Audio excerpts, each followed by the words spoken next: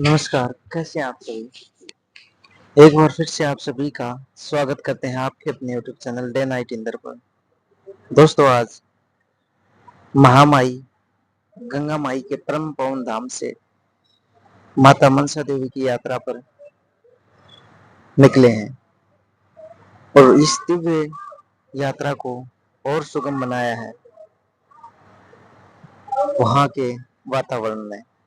इसी के साथ साथ वनस्पति और पेड़ पौधों से जुड़ा हुआ हर एक वो पहलू जो इस यात्रा में और रंग भरेगा। तो चलिए यात्रा की शुरुआत करते हैं। अब हम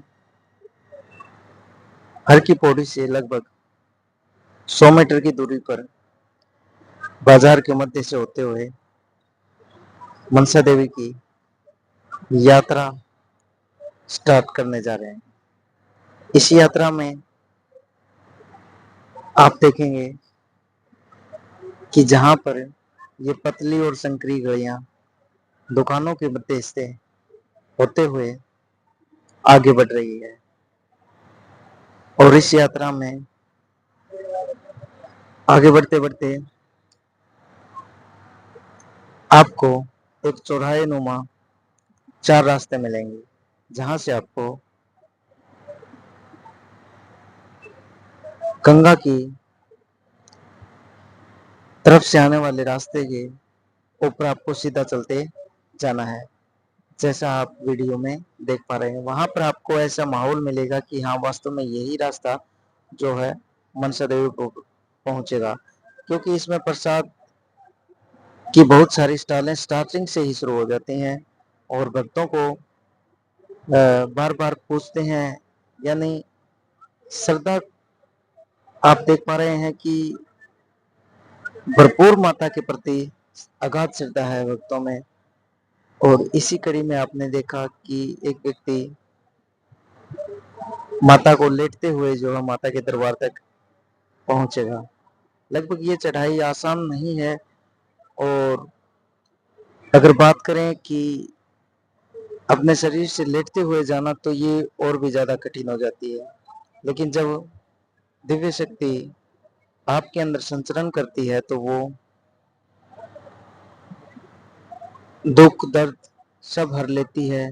पता ही नहीं चलता कि कब यात्रा शुरू हुई और कब माई के दरबार में पहुंचे। यहीं से आगे होते हुए चलते चलते एक और श्रद्धालु जो अपनी यात्रा लेटते हुए कर रहा था हमें मिला और इसी कड़ी में हम और आगे बढ़े। थोड़ा ऊपर चलते ही हमें दिखाई दिया कि एक ट्रेन जो है वो टर्मिनल से निकल रही थी और ये जो रास्ता है वो उसी ट्रेन के पुल के ऊपर से होते हुए आगे जा रहा था। इसी रास्ते में कलियां संकरी भिड़ी जरूर थी, लेकिन भक्तों के आपसी संयम और एकता और भक्ति भाव की इस दिव्य दृश्य को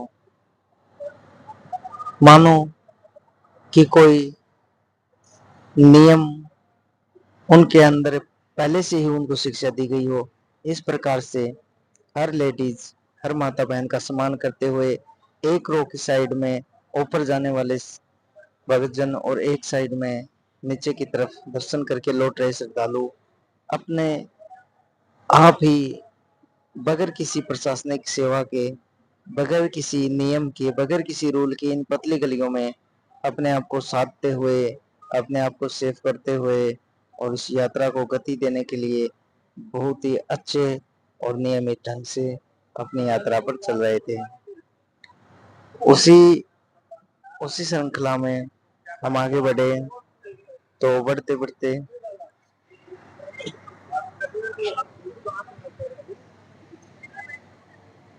जैसे इस यात्रा की शुरुआत आपने देखी उसी प्रकार से भगतजन श्रद्धालु आगे बढ़ते गए। अभी तक तो उसी पड़ाव पे थे जहां तक कंक्रीट की बनी सड़कें और चारों तरफ से के मकान के अंदर से गुजरते हुए हम आगे बढ़ रहे थे। वहीं पर थोड़ी दूर आगे चलते ही प्रकृति के अंदर बिखरे सौंदर्य की झलक हमें प्राप्त हुई और प्रकृति का वो दिव्य नजारा हमें देखने को मिला। इसी में प्रकृति अपने आप में एक बेहद ही सुंदर छवि दृश्य को समेटे हुए सभी श्रद्धालुओं के मन को मोहित करती रही। वहीं वहीं आगे चलते किसी प्रकार से किसी भी श्रद्धालु जन को ऐसा महसूस ही नहीं हुआ कि हम कोई पहाड़ की चढ़ाई चढ़ रहे हैं, बल्कि और इस यात्रा में आगे बढ़ते हुए इस दिव्य वनस्पति और दिव्य प्रकृति का आनंद लेते हुए फिर आगे बढ़ रहे थे। वहीं पर श्रद्धालु जय माई के नारे भी लगाते हुए आगे बढ़ते जा रहे थे, मानो कि हर हर महादेव, बोलो जयकारा वीर बजरंगी, हर हर महादेव के नारे हर श्रद्धालु हर भक्तों में जोश भर रहे हों। इतना ही नहीं, उनके साथ साथ प्रांगण के अंदर आने वाले हर एक दिव्य धरा हर एक व्यक्ति को मनमोहित कर रही थी। यहाँ से स्टार्टिंग होती है आपकी इस पूर्ण यात्रा की, जो कि ऊपर की चढ़ाइयों के आधे पड़ाव को हम पार कर चुके थे। आधे पड़ाव में हम आगे पहुंचते हुए इन श्रद्धालुओं के साथ प्रकृति का आनंद लेते हुए जा रहे थे। प्रकृति के इस दिव्य आनंद को वही व्यक्ति महसूस कर सकता था जो अपनी नजरों से अपने अंदर उस हवाओं को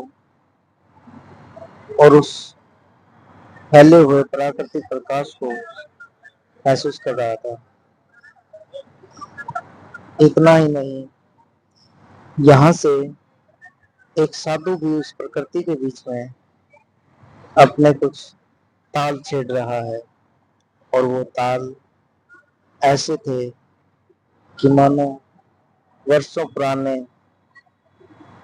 किसी बिछड़े हुए वर्षों पुराने किसी किस्से को फिर से याद दिला रहा हो।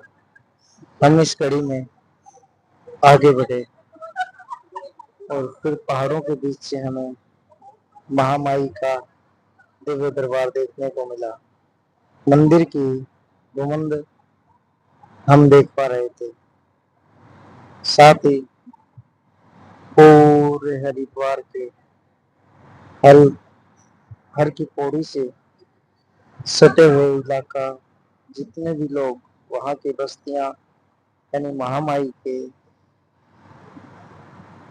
नजदीक में जो जो भी जितना भी आप देख पा रहे हैं, चारों तरफ हरियाली के बीच कल कल बहती निर्मल परम पावन धरा धाम गंगा अब सभी को मोहित कर रही थी।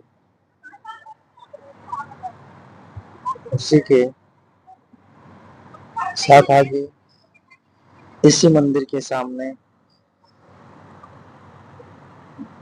माई चंडी का मंदिर भी आपको स्पष्ट देखने को मिल रहा था। अब इस प्रांगण से आगे हम बढ़ने लगे और बढ़ते बढ़ते आगे यहाँ से हमने बढ़ना आगे शुरू किया तो सीढ़ी दर सीढ़ी हर व्यक्ति जयकारे के साथ इस आनंद को महसूस कर रहा था,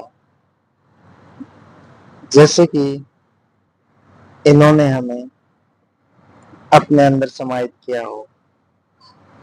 और आगे चलते एक स्टॉल के पास में पहुंचे, जिस स्टॉल पर प्रसाद और कुछ खाने पीने की वस्तुएं हमें देखने को मिली। इस खाने पीने के सामान के साथ साथ ही प्रकृति की सौंदर्य को भी अपने अंदर आविर्भूत करने का सौभाग्य हर एक श्रद्धालु को यहाँ पर प्राप्त होता है। अगर आप मानिए, अगर ऐसी जगह पर ऐसी रौनक न हो, हर कोई व्यक्ति नीचे से ही और वापस माई को ऐसे ही दान करते हुए आगे निकल जाए, तो देखिएगा कि प्रकृति की इस दिव्य सौंदर्य की रौनक को शायद त्रासने का काम इतना न हो पाता, क्योंकि कंक्रीट से बनी पक्की सीढ़ियां और उन पर जाते हुए श्रद्धालु पूर्ण रूप से माता के प्रति अपने श्रद्धा भाव को व्यक्त करते हैं।